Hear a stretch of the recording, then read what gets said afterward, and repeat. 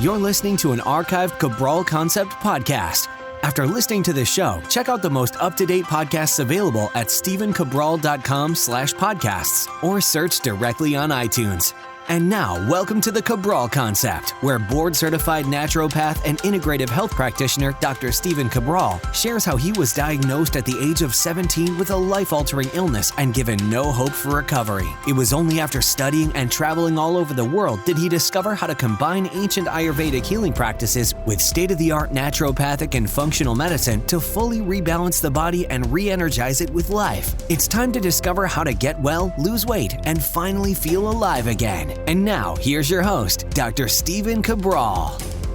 So really excited to be able to dedicate 4 shows this month, minimum, in order to help people really work on, I would say, the most important, or at least one of the top areas that we need to be focused on our overall health in order to heal any type of health-based issue, wellness issue, improve our overall body transformation so we're not retaining as much water, we're absorbing more of the micronutrients that our body absolutely needs so that it can feel free to shed that body fat, and then, of course, work on anti-aging. Remember, if your digestive system is not functioning at its optimal rate, that means that your immune system is not working as well. You're not absorbing as many vitamins or minerals. Your body's not making as many of those serotonin neurotransmitter that it needs. Those neurotransmitters help you to feel more happy, more calm, more at peace. Plus, you may end up with digestive issues. You might end up with IBS, all sorts of different food-based sensitivities. So that is why,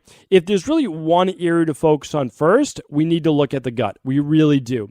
So it is why, absolutely, hands down, in 90% of the people that we work with, we want to actually know what's going on with their digestive system, and do they have one of these big 4 issues happening that, believe it or not, are so much more prevalent than you could imagine.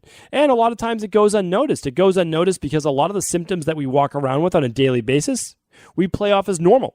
And we play them off as normal because no one's ever really told us that the bloating, the cramping, the gas, the feeling tired after a meal, the constipation, the loose stool, the headaches, the migraines, the brain fog, the fatigue, that any of that is normal, and it's not. And there's so much more, and that's why I wanted to go over it today. But really let you know that here's the nice thing. Really the nice thing about this. When trying to heal the gut, there are only 4 main things that you're looking for. And pretty much everything falls into one of those categories. That's the amazing part to this. So, that's why we try to really simplify health, because health is complicated. There's no doubt about it. Your body is a complicated machine with hundreds of thousands of transactions going on in the body every single second. We're balancing pH, we're balancing hormones, we're balancing blood sugar. We're doing all these things automatically. Now, the issue is, though, the gut allows all of that to happen. And you don't really think about it as connected, but it's what manufactures. It's what breaks down all of the food you eat, and that food makes you who you are. You literally take that food, break it down, and it becomes you.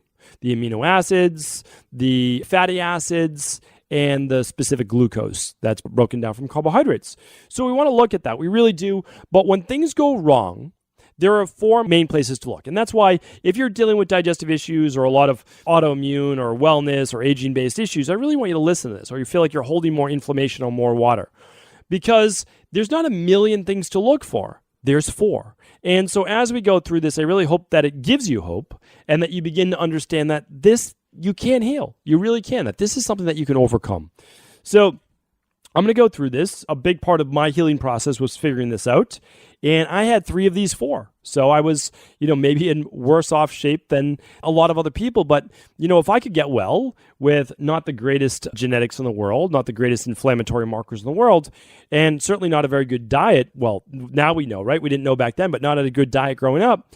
I can assure you that you can do this too. You really can. Okay, so the first one we want to look at, because I really want to be able to dedicate about 5 minutes to each of these specifically, and I want to keep my podcast to the time that I do promise people, so that hopefully you can tune in on a daily basis so that you can get your information about an integrative health and functional medicine-based philosophy on a daily basis. And over time, that will add up. You'll know a whole lot about your body and about your health, about your mind and aging. So the first one is this. We need to look at parasites. And I'm kind of starting with the most egregious to the least egregious, with none of them being very good, though, for the body. All right, so parasites are first. They're one of the four. And for those people, I'm going to give a refresher. If you don't know about parasites, parasites are essentially organisms. And they're not always bad. We actually are using them now in medical science to help with certain illnesses, believe it or not. But here's the thing. They're characterized by living off their host. So a parasite attaches itself to its host, externally or internally, and we'll talk about that. We'll talk about the three different types, in order to survive. So basically, it gets its nutrients and its food from you. And how do we get them, right? That's the issue. Well, we get them typically, and over 25% of people in the world have a parasite, okay? So that's 1 out of 4. That's a lot. We get them from contaminated water, all right? So that's a big, big one. You're traveling, the water's not specifically treated properly, and you get a parasite, something like Giardia, okay? Cryptosporidium. Those are very common ones to get. But you can also get it from food, especially undercooked meats. That's an easy way. Or, believe it or not, you can get them very easily from a salad bar. Why? Because the water wasn't properly treated, and they washed the food with that improperly treated water. But also, there can be parasites, believe it or not, on some types of lettuce and certain types of food. Okay, we can also get it from waste. If you are, believe it or not, even having your kids play in a playground, or for whatever reason, you're working in childcare or whatever it might be, and you're handling stool or feces or anything like that, that can absolutely pass on a parasite to you. Soil, a lot of people gardening, a lot of farmers, there are parasites in the soil, without a doubt. I mean, they're naturally there. That's where they're supposed to be. And then, of course, blood-to-blood contact is a way to get parasites, as well as sexual contact as well. For some, not all, but some. So a lot of parasites, I shouldn't say a lot, but some parasites can actually be spread by insects, and we'll get to that too. So there's 3 main types of parasites. There's protozoa, and protozoa are the single cell. The most common one that you can think about is Giardia, and Giardia comes from contaminated drinking water. Let's say that you're out on a camping trip, and you're like, oh, that water looks fresh, and you drink from that water, and then all of a sudden you get Giardia, and I'll give you some of the common symptoms of parasites in a moment, because typically you may know if you got exposed to Giardia. Then there's helminths. Helminths are multi-celled organisms, and they can live in or outside of our body. So these are more called the worms, right? So worms are also parasites. They're not just the little cysts or single-cell organisms. They can grow to be actually quite large. We've got flatworms. We've got roundworms. We've got thorny-headed worms, I believe they're called, thorny-headed worms.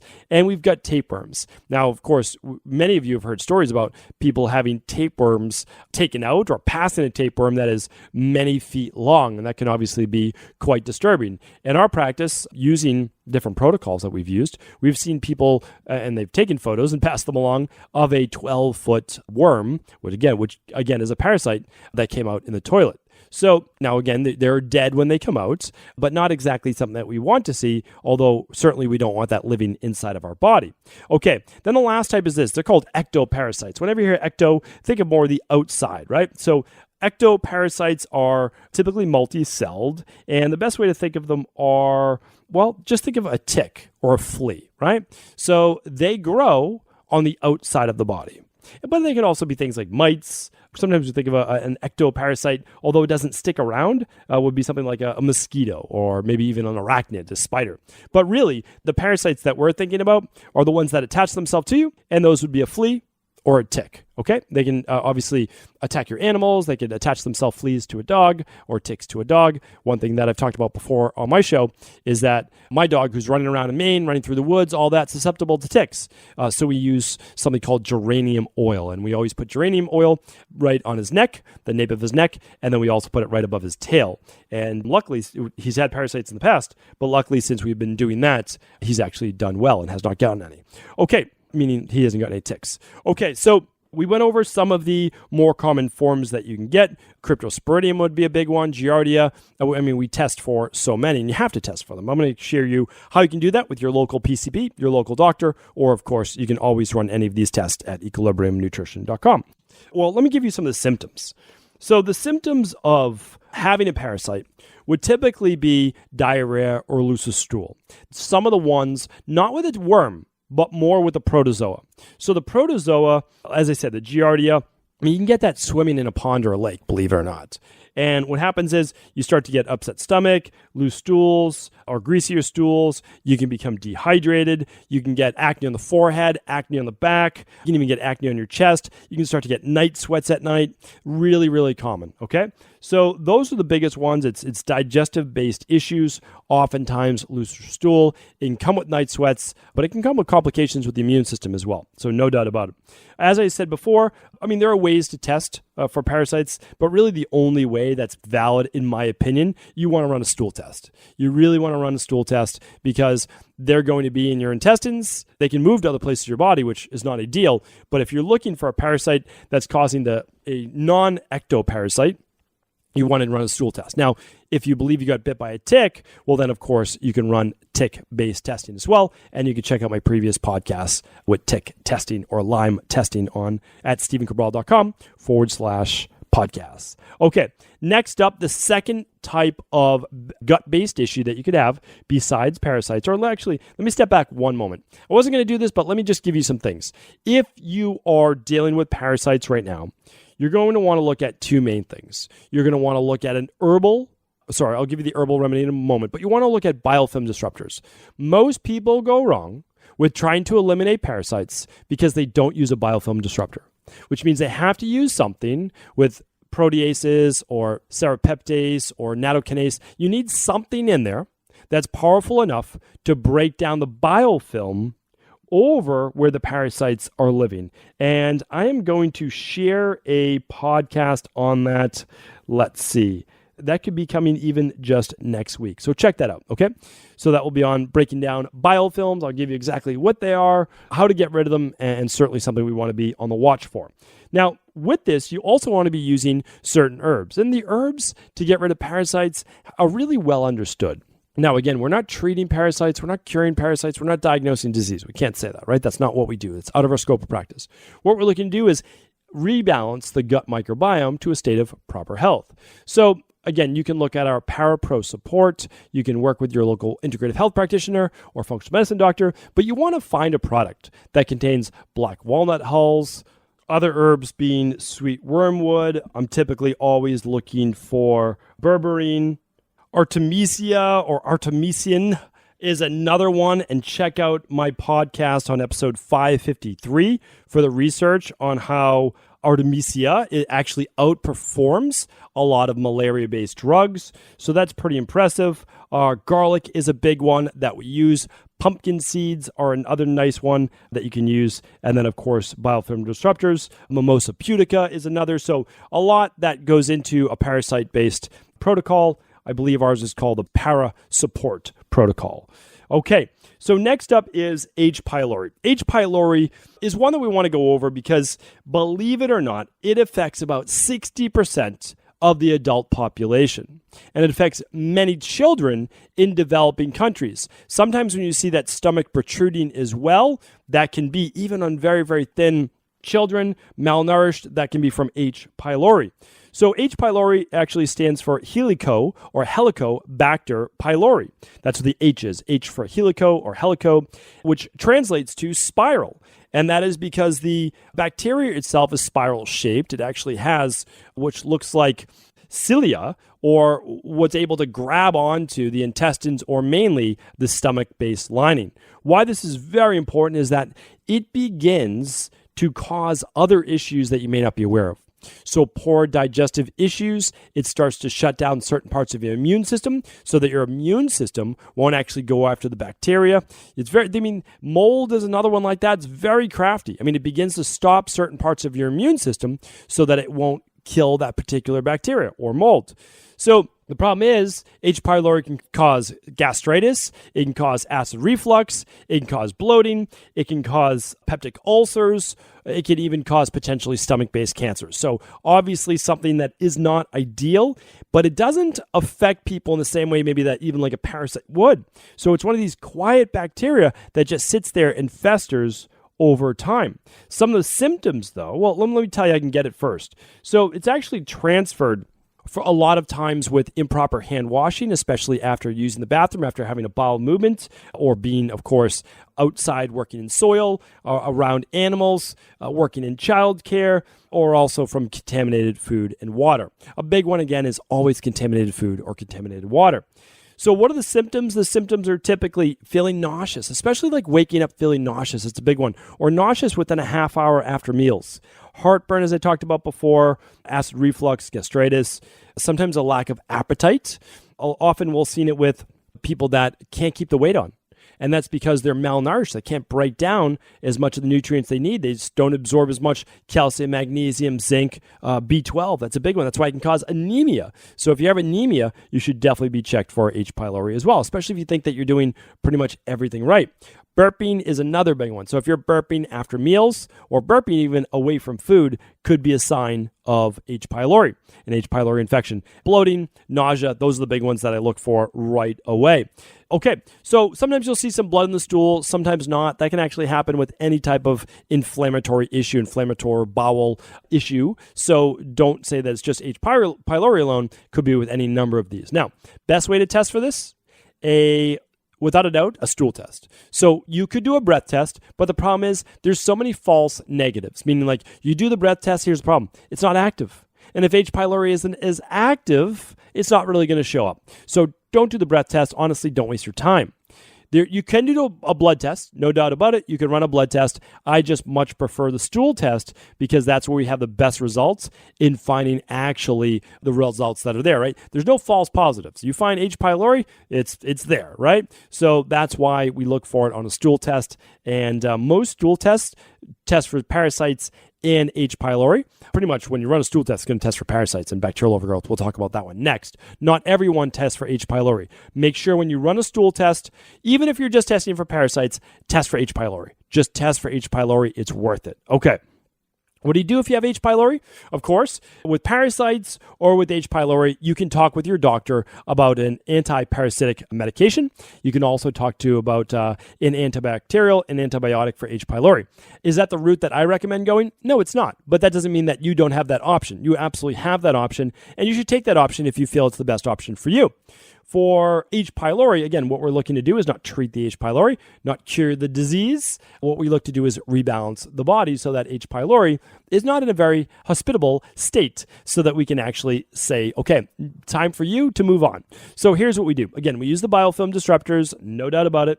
We use mastic gum. Mastic gum has been used for many thousands of years. I believe even potentially, I don't know if it originated there, but I know the mastic gum that we use at least comes from Greece. So mastic gum is a great one. They've been using it as well in South America. And what you want to do then after that, just like after you heal a parasite-based issue, you'll want to use a good quality probiotic, and typically something like the CBO Finisher, which is a glutamine, aloe vera, can have marshmallow root if you want in there, and it should have some zinc carnosine to rebuild the stomach mucosa. So that's really important. You get your probiotics, and you also want to rebuild the stomach mucosa because there'll be a lot of inflammation there. And then, of course, that will help in time to rebuild the stomach acid. You could use digestive enzymes for now, but you never want to use betaine HCl or pepsin when you have H. pylori. All right, that's like adding fuel to the fire. All right, the third one is this. The third one is bacterial overgrowth. So what happens when we have bacterial overgrowth? Well, it's typically call it a dysbiosis of the stomach. That means the stomach is imbalanced. Now, typically we call this small intestinal bacterial overgrowth. You may have heard it as SIBO before. And this is what happens when the small intestine, which is supposed to be for the most part a little bit more sterile than the colon. So the small intestine, just to refresh your memory on your biology courses, is about 21 feet or so long. It can be a little longer with taller people and a little shorter with shorter people. But then we have the colon, large intestine, one and the same. That's about 5 to 6 feet long, okay? So the small intestine, a little bit more sterile, a little bit more of the lactobacillus or the lactobacilli-based bacteria. But what happens is it starts to overgrow, not just with lactobacilli, but certain types of colon-based forms of bacteria. Could be overgrowth of Clostridium difficile and other bacteria as well. Now, at the same time, it could even be beneficial bacteria that's overgrown. But nonetheless, you have bacterial overgrowth in your gut that could have been caused by antibiotic use. Believe it or not, even just one course of antibiotics can cause SIBO.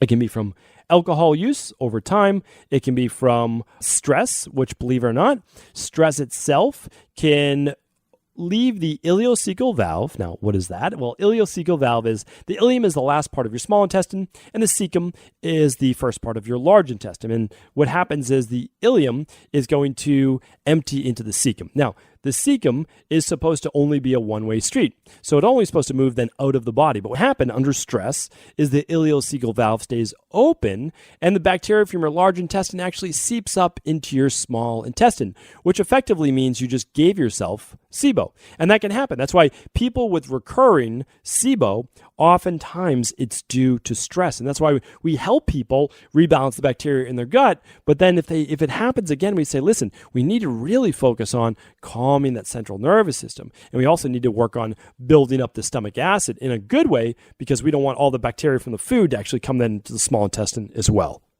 Okay, so what does it look like? Well, it looks like sometimes pain or bloating after eating. It can just be bloating in general, almost like the whole circular area around your belly button, that's where your small intestine is, starts to cramp up or, again, just cause excessive bloating, sometimes constipation, sometimes loose stool. It can cause indigestion, so sometimes like some burping or some gas, and it can cause you to feel overly full after meals as well.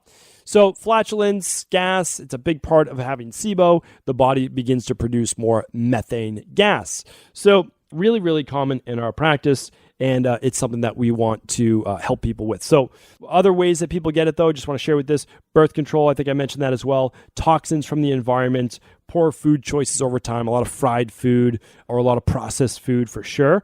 Poor liver function. If you're not dropping enough bile or you don't have enough stomach acid, then you don't have enough bile, well, that's not going to keep that small intestine more sterile. And then slower bowel motility. And slower bowel motility can come from a lack of B6, a lack of magnesium, or it could just become from very stressed, right? So IBS and a lot of stress. All right. How do we test for it? Well, there is a breath test for SIBO. I stopped using that many, many years ago. Too many false negatives. And that's simply because, first of all, you need to be in the office for 3 hours, and you need to make sure that it reacts to the specific lactulose or fructose-based drink that you give it.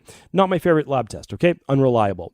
So the way that I like to do it is through a urine-based test to look for C. diff or to look for beneficial bacterial overgrowth. But of course, a stool test is one of the gold standards there as well. So the stool test, great to do for beneficial, yes, but also C. diff and other forms of bacterial overgrowth. How do you rebalance it? Well, you probably heard about our CBO protocol by now. And again, you can use any functional medicine-based gut rebalancing protocol. Just make sure that it contains your biofilm disruptors, your antimicrobials, and that it slowly works in probiotics. You do not want to give someone probiotics out of the gates when they have already bacterial overgrowth, right? So hopefully, I've been teaching this part now to practitioners about 7 years, and it was almost unheard of 7 years ago, but it makes sense when you think about it. Okay, I have bacterial overgrowth. Why would I put more bacteria into my gut right away without kind of leveling the playing field? And so that is absolutely how that works the best. Most of these protocols are between 6 and 12 weeks, okay? The last one is Candida overgrowth. Last but never least, because it is one of the most common, I would say out of all 4 of these, it is the most common. And that is because it can easily take place after antibiotics. Why would it have to happen after antibiotics? Well, antibiotics are antibacterials, but they're not antifungals. So as you're going in and you're killing whatever type of bacterial infection you have in your body, and antibiotics are way overprescribed. They're given for viruses all the time when they have literally no effect on a virus at all, but they're given anyways. They're sometimes even given as prophylactic. Well, you have this virus, it could turn into a sinus infection. We might as well give you antibiotics now. That is the wrong way to think. That is what creates superbugs in our society, and that's what makes antibiotics largely ineffective when you need them the most. But antibiotics, regardless of how I feel about them, and regardless of what the research says, what happens is this. It doesn't take care of any of the yeast overgrowth or fungal overgrowth. So you wipe out a lot of this bacteria in your gut as well when you take antibiotics, and the yeast that's already present then just begins to flourish because, hey, there's more placeholders, there's more space in the gut, so it begins to overgrow. So it can also overgrow with a very processed, refined carbohydrate diet, not fruits, not vegetables, but refined flour, right? So a lot of breads, a lot of pastas, a lot of refined food. Weakened immune system. Weakened immune system will allow all 4 of these things to grow, right? Because a strong immune system would probably kill a lot of these things before they begin to take off. Now, birth control, again, birth control can cause changes in pH, It can also allow for more flourishing of that candida. Type 2 diabetes or diabetes in general, higher levels of stress, alcohol, the same factors that could cause SIBO can pretty much cause candida overgrowth as well. Candida is one of all the different types of yeast in the body. There's over 24, but it's the most common fungal infection. It can also show up as thrush. It could show up as other symptoms like brain fog, fatigue, malnutrition, urinary tract infections, fungal growth or yellow nails, yeast infections in women, and believe it or not, men can get yeast infections as well. Sinus infections is a big one that's often overlooked because of candida overgrowth.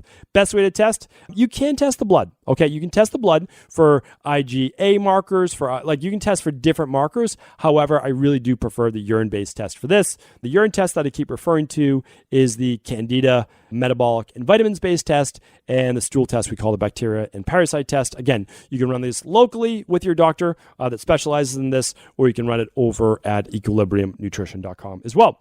How do you get rid of candida overgrowth? The same exact way, honestly, the same exact way as you would do it for bacterial overgrowth in the gut. And that's to rebalance the microbiome. So that's why one protocol can work on both. CBO stands for Candida and Bacterial Optimizing Protocol. It does that by using a biofilm disruptor, antimicrobial such as oregano and olive leaf and clove and caprylic acid. Like, we know what kills these things. Like, we've already, grapefruit seed extract. It's been tested and tried and true over the years. We know it works. And then, of course, we want to very slowly repopulate with a Saccharomyces boulardii, and then we work towards an acidophilus, and then more of a multi-strain probiotic. It works great. And then, of course, at the same time, you're cleaning up your nutrition, you're boosting your immune system, you're strengthening your digestive system so that it doesn't come back again. Because although you can pretty much rebalance the body within about 12 weeks, we also want to use the CBO finisher, and again, that's the glutamine, the zincarnosine, to begin to heal that gut as well. But really, this is a time during that 12 weeks or so to say that it's not like you can't eat your favorite foods ever again or you can't have alcohol ever again. I'm not saying that, but it's a time to just step back, to think about what more can I do for my health so that I can improve my overall vitality and energy and anti-aging based protocols. Because that's the thing, is like, these things are slow growing. They are just nagging on you and wear you down over time. And this is why we end up filling up our rain barrel and end up with all sorts of disease. Remember, 90% of all autoimmune issues are implicated with leaky gut or intestinal permeability. Well, leaky gut or intestinal permeability happen with the parasites, the H. pylori, the SIBO, and the candida. So let's start tracing things back to the root causes. Let's start peeling back the onion so that we realize that an elimination diet or a candida diet, it's not going to do anything. Sure, it's going to clear it up in the short term, but what happens when you start eating like a normal human being again? What happens when you have a little alcohol? What happens when you eat carbohydrates again? It's going to grow back, and it's going to grow back in kind most likely.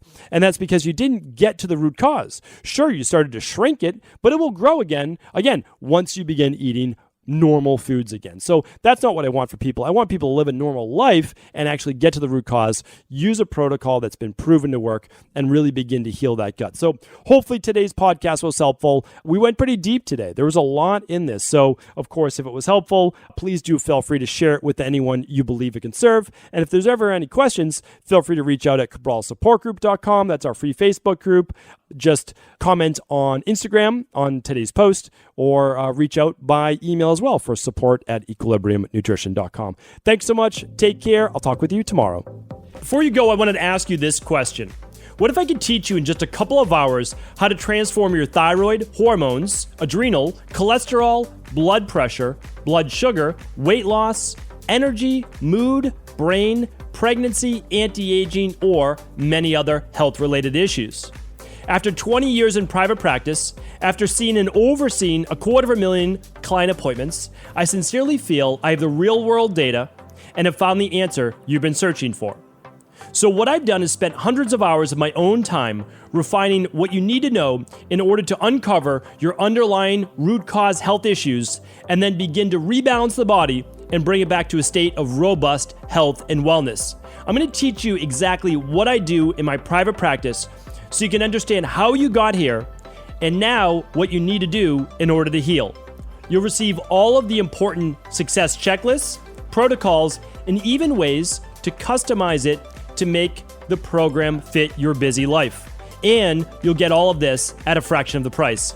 Let me save you the time, money, energy, stress, and frustration of not knowing what to do next. Instead of reading dozens of books on the topic and seeing multiple practitioners, I will condense everything that you need to know in just a few hours of video tutorials that you can watch and listen to anywhere. Together, we will make this healing process an enjoyable one that you can take with you for the rest of your life. I wish you all of the best of health and happiness, and I hope to be able to guide you on your healing journey through my Health Results Accelerators. Simply choose the health imbalance you're currently suffering from, and by the end of today, you'll know what went wrong and how to get well again. I guarantee it. For details, head over now to stephencabral.com/courses.